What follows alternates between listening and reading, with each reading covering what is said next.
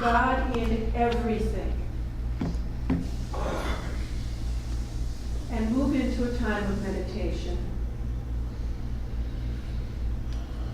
Now, if God is in everything, that means God's in you, right? And God acts through you. Let's breathe in and out with the release of whatever we don't need right now. And on our next breath, let's remember who we are in our divinity. And again, out with some release. And one more time, because 3 is a special number. In, and release. And we know that everything you released right now, if you want it back, it will be there waiting for you later. And if you don't want it back, you can just let it be wherever you let it go to. So let's get comfortable in our seats, whatever that means for you. Letting the chair support you and letting the earth support the chair.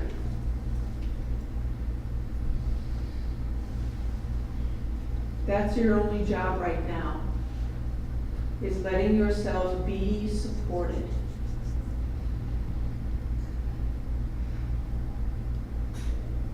As we remember that God is in everything, and as we remember the divine idea of order, we know each of us is in the right place at the right time. We know that now, and we know that when we leave later, wherever we go, we will still be in the right place at the right time. When we know that, there's no room for regret.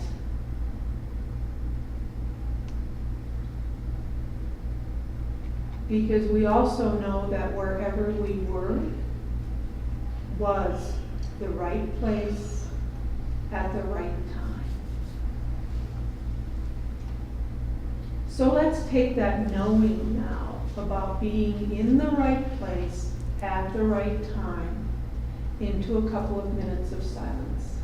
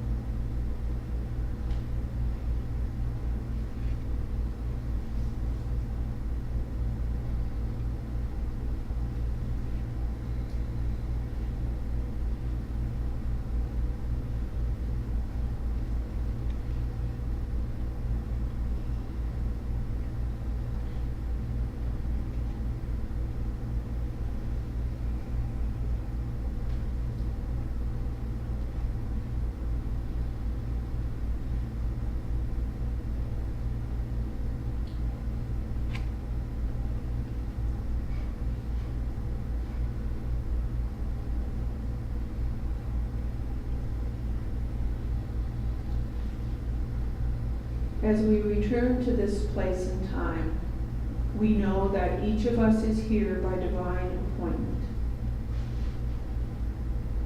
Divine appointment to be here with ourselves and to be here with one another. We give thanks for the opportunity to do just that.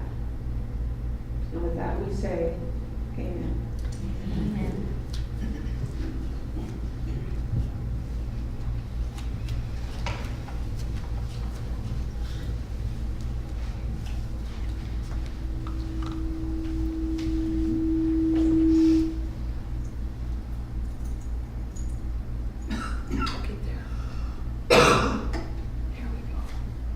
Law and order. Da, da, da, da. Right? This can sound kind of scary. This title came to me as I was reading some things last month, thinking about what would my talks be about this month with respect to divine order. And I picked up Charles Fillmore's 12 Powers books, and his whole chapter is about law. It's about law, divine law, spiritual law. And I really read that with much more care than I'd ever done in the past. And it helped me think about what we mean when we talk about divine law or spiritual law in unity.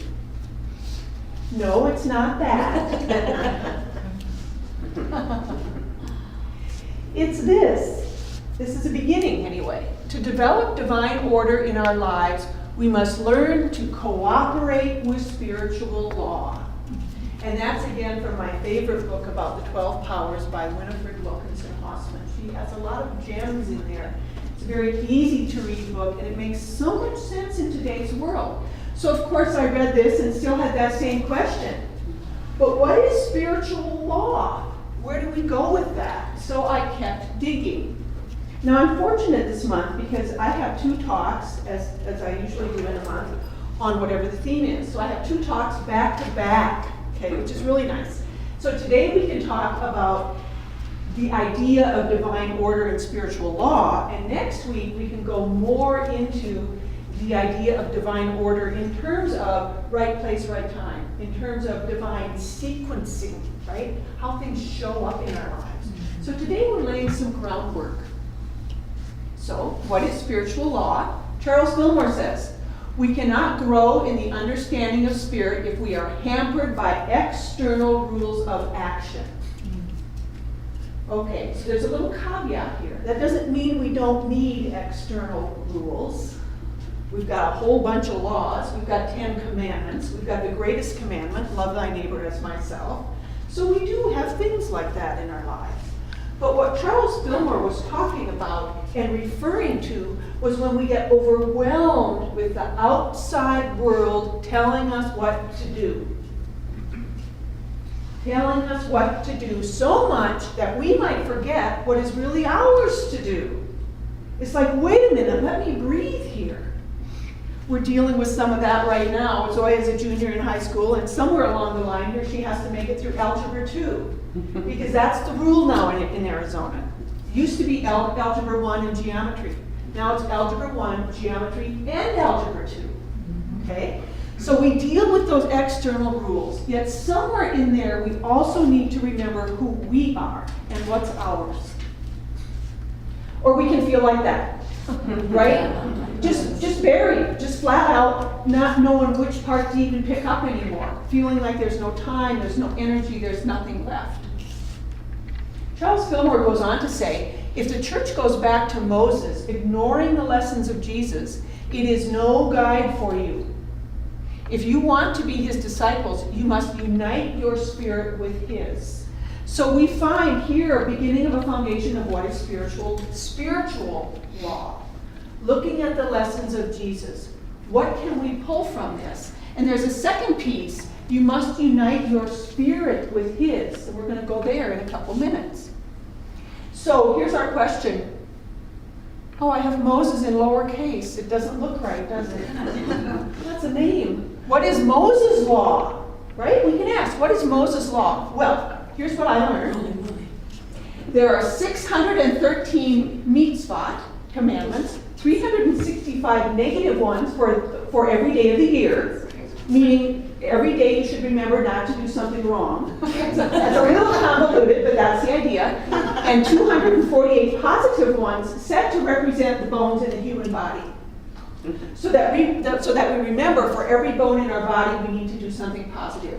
Then rabbinical law has also added a number of rulings. This is the kind of thing that Charles Fillmore is referring to when he talks about being overcome by external law. And that's not to say every one of these might be absolutely valuable. But if we focus so much on this, we can forget who we are and what's ours. So here's a little index I found, an index to the mitzvah. So you have an index that tells you, for example, what is for all men to do, what is for some men to do, what is for boys to do, what is not for men to do, what is for women to do, what is for young women to do, what is for women to do in certain situations, right? So you have this, right? And just to get in context, this is what Jesus was talking about. And this is what Charles Fillmore is talking about, that we can become totally overcome with. He's not saying there's not value in Moses' law. He's saying when we go so much to extremes, we can just lose it. Now, we have this passage in the Bible, and I'm going to read this part, because it goes more into what Jesus is talking about here. Let me find my spot. Okay. Remember, Charles Fillmore said, if we don't remember the lessons of Jesus, which is go to Moses' law, that's not for us. Okay? If we don't remember the lessons of Jesus. So here's Jesus talking. He said to the crowds and to his disciples, the scribes and the Pharisees, sit on Moses' seat. Therefore, do whatever they teach you and follow it. But do not do, as I have up there, do not do as they do, for they do not practice what they teach. This is what he observed, and this is what he had the guts to say in front of a huge crowd, including scribes and Pharisees.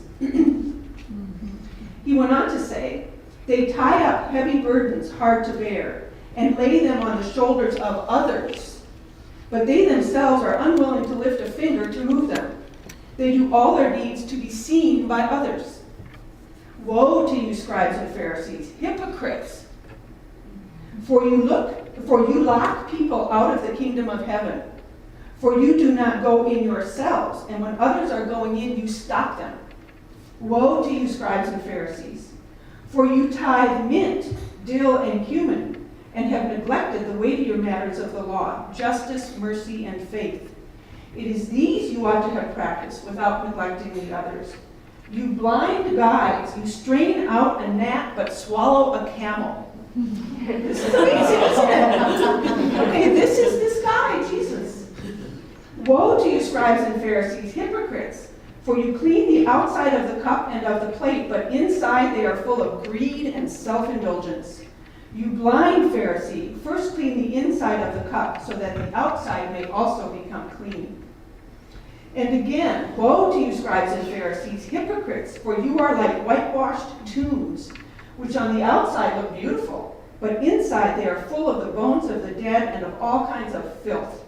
So you also on the outside look righteous to others, but inside you are full of hypocrisy and lawlessness. Okay, that's the point it had gotten to in Jesus' time, right? The heavy emphasis not just on law, but what things look like, needing to look the right way. And that's what he observed. And that's why he said, this is why Charles Fillmore is saying, this is not for you today to go down that same path. What is for you today is remember what Jesus was about. And he was about naming it like it is, right? He called them out. And he said, you've got to start doing this stuff yourself if you want other people to follow this path. So one piece of spiritual law is to look at our practice, right? Unity 5 principle. The fifth one is, it's not enough to believe these things.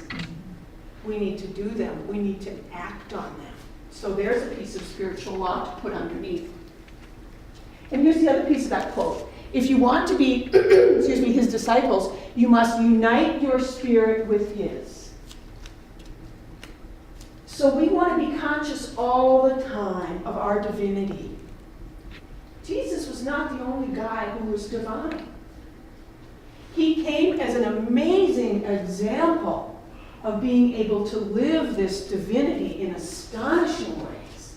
Yet he also said, he's quoted in the Bible as saying, these works and greater will you do.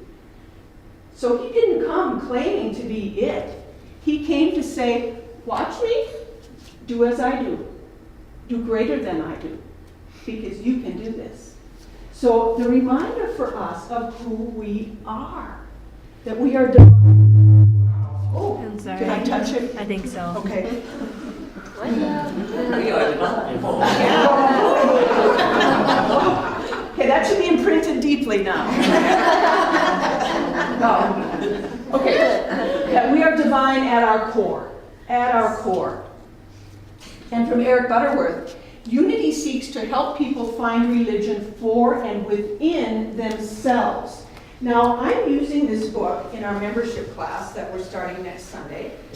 So it's nice to be able to have a little piece from Eric Butterworth right now. Here's what he says. What is the goal and object of unity? Unity is not seeking to have unity centers or churches on every corner. Unity desires to not be a powerful organization, but a powerful influence for good and in individual lives. It seeks not to be the religion, but to help people find religion for and within themselves. There are many definitions of religion, but it is Unity's belief that the essence of religion is the consciousness of God. The ultimate goal of the teaching of unity is to help you to become one with God. And this was written 50 years ago. If Eric Butterworth were alive today, he would probably say something like, to remember that you are already one with God. The interesting thing is that the really good spiritual thinkers of every age, both within and without the organized church, have clearly recognized that the only salvation worthy of the name is the life that results from spiritual unity with God. So here's part of spiritual law, right? Remembering who we are. Remembering our own divinity. Charles Fillmore goes on to say, if in your path you have a fixed point of achievement, you have made a limitation. There is no stopping place for God.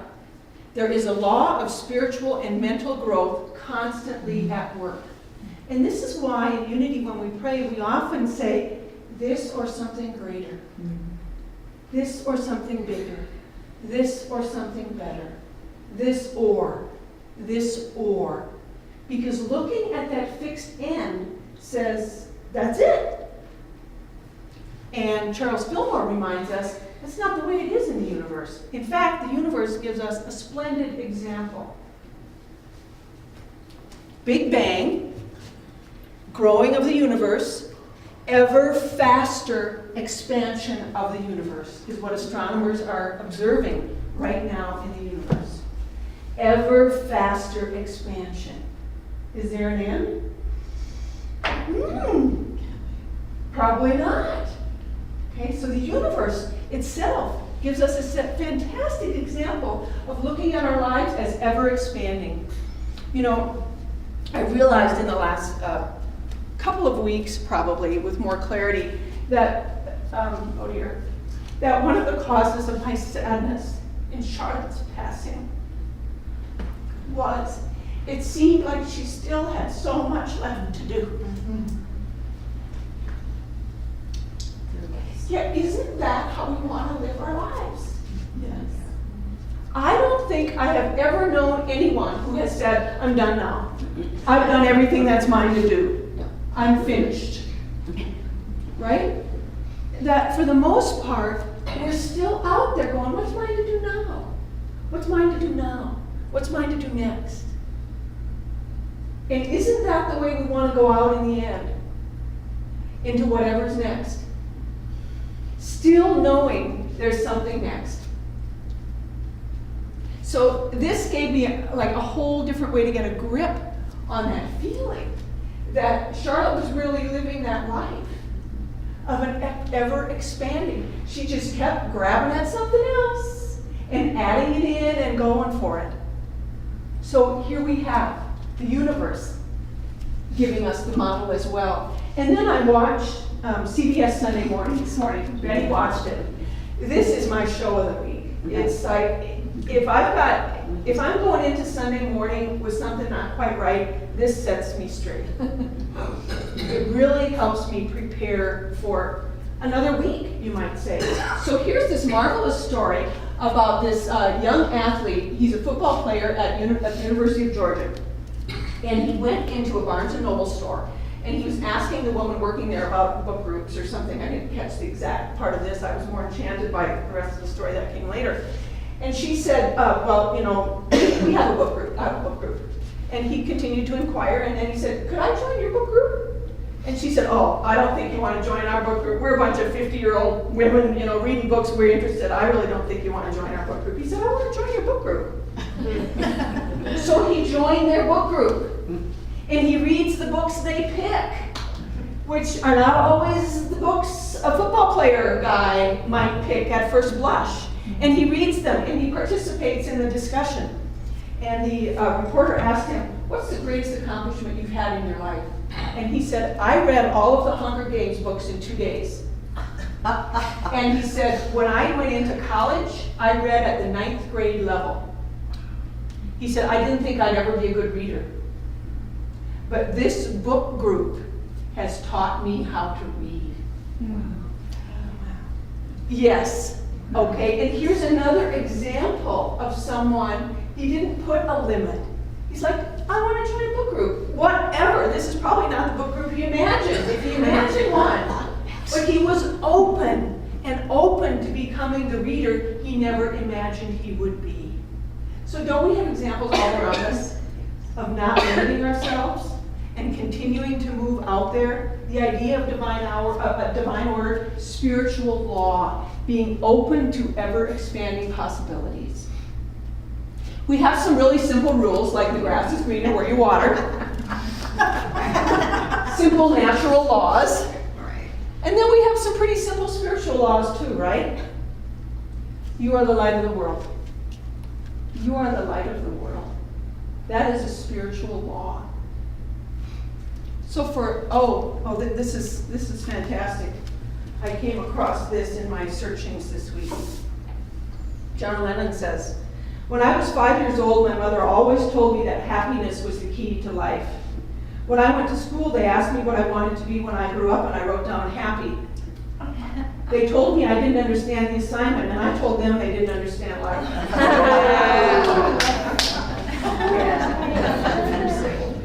Isn't that? Yeah. Spiritual law. These are all pieces of spiritual law. So, to develop divine order in our lives, we must learn to cooperate with spiritual law.